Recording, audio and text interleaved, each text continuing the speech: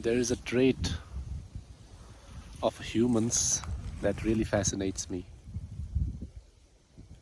While they have something, they won't value it. And as soon as that thing is taken away from them, they start to regret all the time that they did not value that thing.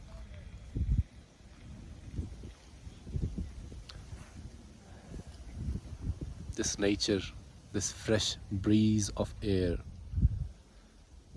the pure natural spring water that we are able to drink,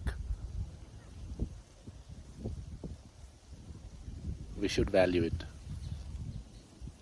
We should be grateful for it while we have it and try our best to save it.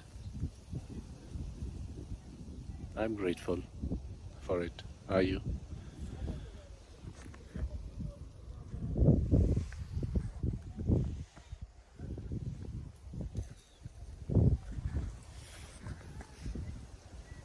Alright, guys, I'll see you in the next one.